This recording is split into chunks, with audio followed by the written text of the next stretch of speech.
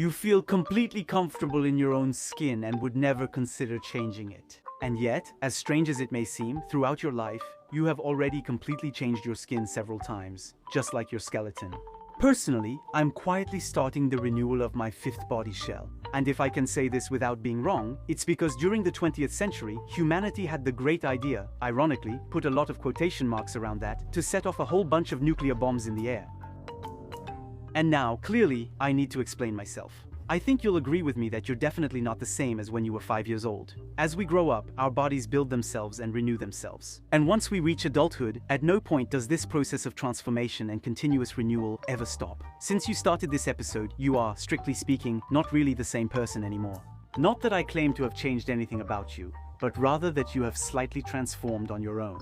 For the body of an adult human, on average, 500,000 cells naturally die every second over time. How long did it take you to get here from the intro? Up to now, about 17 million of them have died. Take a second to think about it. And there you go, another 500,000 cells have died. Anyway, you get the idea. The number is impressive. By reasoning by the absurd, if you wanted to give each of your dead cells in a day a burial plot on the surface comparable to ours, you would need almost 700,000 times the area of Père Lachaise Cemetery, which would be like completely covering a country as large as Italy with tombstones. And yet, there's no reason to panic, because these roughly 50 billion deaths per day are spread out over the 30 trillion living cells that make up your body. Which means that, on the scale of your whole body, only about 1 cell out of every 600 dies on average every 24 hours. And above all, alongside this apparent massacre, you're making about as many new ones. Just think that right now, imperceptibly, your nails are growing at the nanometer scale. In the space of 1 second, your fingernails grow longer. On average, by about a billionth of a meter, which is roughly the length of 10 atoms lined up. In other words, during the sentence I'm currently saying, about 50 atoms will be added in length to the complex molecular structure of keratin that forms each of your fingernails. As for your hair, it grows 2 to 10 times faster than your nails. The growth in length is about 20 to 100 atoms per second. Now, compare that to the gigantic cross-section of each hair. From the perspective of subatomic particles, millions of atoms are added every second. And this almost constant renewal of our bodies until our death has a most astonishing consequence. Since the vast majority of the 300 different types of cells that make you up are younger than you and they don't renew at the same rate, your age actually differs depending on your body parts. In other words, this is not the same age as that. Some cells in our immune defense system, for example, burn the candle at both ends to protect us, and they barely live more than 24 hours. While those lining the surface of your intestines, constantly exposed to whatever we put in there, perform their tasks for 5 days before dying off and being replaced. Let's note that the youthfulness of our intestinal walls in no way explains why some adults, myself included, act like children in front of pastries. As for the cells in your retinas, they are replaced in about 10 days, enough to see things with a fresh perspective. The fact is that if you are alive, even without being overly sensitive, your surface also always ends up falling apart. To observe this constant renewal at work, you don't even need a microscope, you just have to look around you. Our homes are covered with old parts of ourselves, on the floor, furniture, and everywhere. These deposits, which accumulate in a form we've come to call dust, are actually mainly made up of dead cells from our epidermis. Since this video began, thousands of these cells have likely fallen like snow. On the keys of your phone or your keyboard, it obviously depends on your surface, but it's estimated that on average, each human loses 3.5 per year. So, even though we have nothing reptilian about us, we are constantly shedding in a way. And since the cells of your epidermis are completely renewed every 3 to 4 weeks, if you are 30 years old today, then you have already, over the course of your life, completely changed your skin suit nearly 360 times. And the strangest thing about all this? It might be that almost all of the skin cells you can see every day, which make up the surface of our skin, are actually almost all already dead, because the newly formed ones begin their life in deeper layers. Then, pushed by the new arrivals, they gradually move up into the upper layers until they reach the surface, where they die and then detach. Your blood ran cold at the thought of being totally covered in dead cells. Rest assured, over the coming year, all the red blood cells currently flowing through your veins will be completely renewed, nearly 3 times. While the cells lining your lungs, like those in your liver, will only stay in you for about 400 days, and to find cells that renew even more slowly, we'll have to dive into our skeleton, where the cells in our bones take nearly 9 years to completely build a new model. So it's amusing to think that a centenarian has, over the course of their long life, completely changed their body a little more than 10 times. In other words, every old person has a skull much younger than they are. There's also a young person inside wondering, seriously, what happened, but that's another story. And to find cells even more resistant to the passage of time than those in our bones, you just have to take an interest, in a way, in what surrounds them. Because the cells in our muscles can live up to 15 years, so the oldest of your muscle cells are the age of a teenager. And there are even cells in our bodies that are almost never replaced, and so, give or take, are about as old as you are. That's the case, for example, with the cells in your lens or your heart cells, whose renewal rate is so slow that it's believed that even at the end of a long life, nearly half the cells in an old, tired human heart were already there, beating away at the time of birth. As for the roughly 86 billion neurons currently pulsing in your heads, unfortunately, they also regenerate very little and are therefore practically as old as you are. It is estimated that we lose about 10,000 of them per day after our 20s, then around 50,000 per day after the age of 40, and up to 100,000 per day at 90 years old. Even if you had the brain of a 20-year-old by the time this video is over, whether you watch it or not, you will have lost about 100 of your neurons. Okay, we get it. With a few exceptions, throughout our lives, practically all of our parts are replaced and renewed more than once. But how did we manage to know with such precision the lifespan and renewal rate of all these little parts of ourselves? Well, to answer that question, and before we look into the combined explosions of several hundred hydrogen bombs, we'll need to focus on the existence of carbon-14, a very rare element, almost completely absent from the Earth's crust, and which, let's say it clearly and politely, almost nobody cares about, except for those who like to date things. This element, carbon-14 at the atomic scale, is simply what we call an unstable isotope, a slightly heavier variant of carbon-12. That is to say, it contains 2 more neutrons in its nucleus than the most common and stable form of carbon found in nature. From a chemical point of view, carbon-14 atoms behave exactly the same as those of carbon-12, except that they are relatively rare in nature, and over time, their slightly heavier nucleus tends to decay. So, if you take a sample of carbon-14 atoms and wait exactly 5,730 years, then half of the atoms in that sample will eventually naturally turn into nitrogen.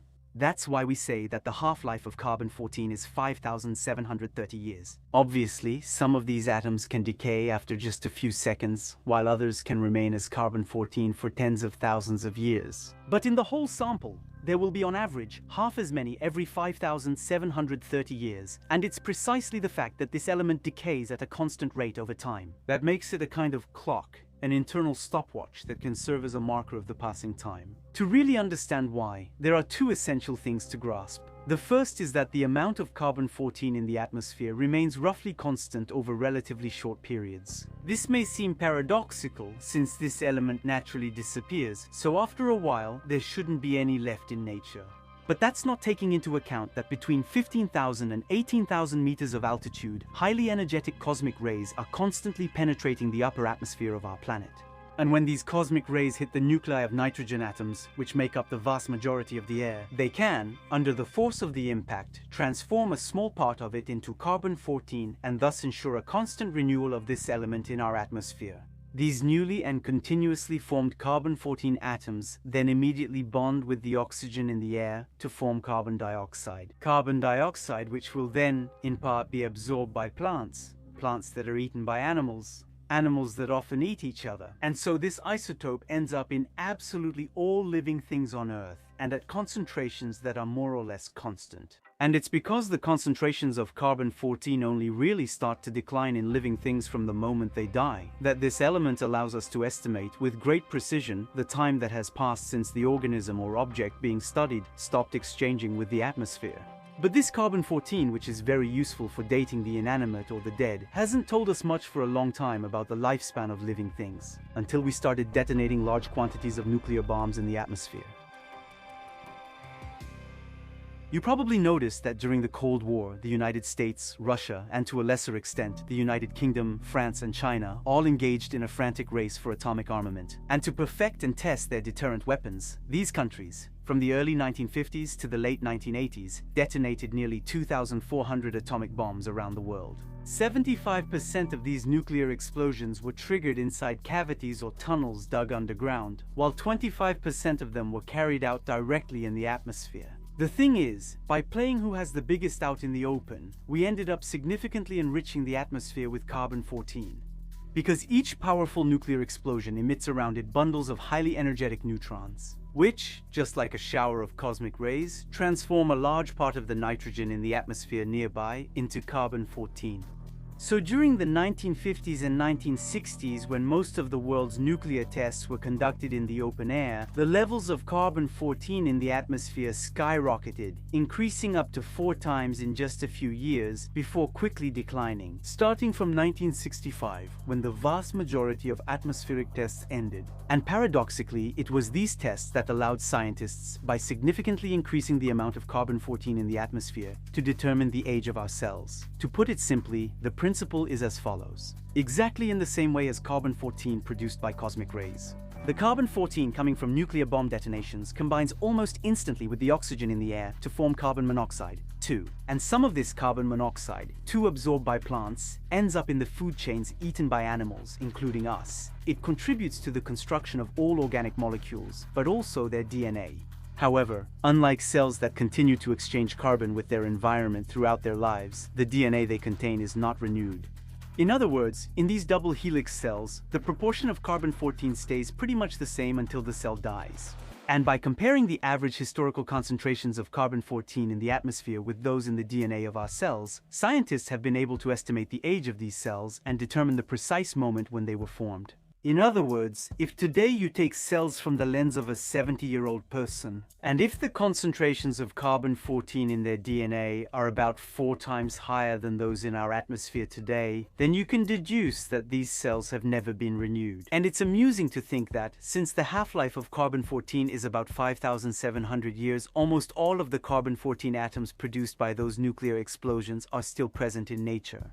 As this graph showed us, most of them have left the atmosphere. But only 2, in the form of carbon monoxide, 2 dissolve in the ocean, get trapped in rocks, or end up being incorporated into living beings, like you or me.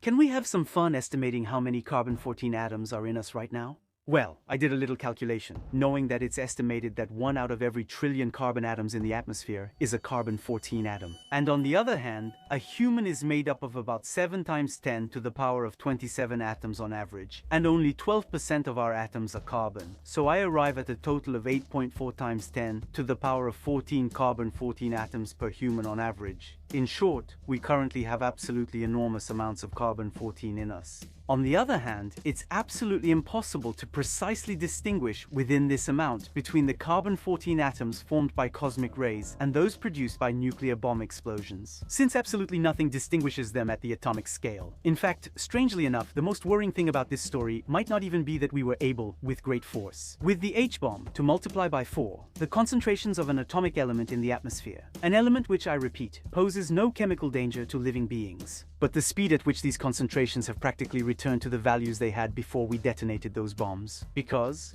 just 60 years after atmospheric nuclear tests ended, carbon-14 levels in the atmosphere have nearly returned to pre-Cold War values.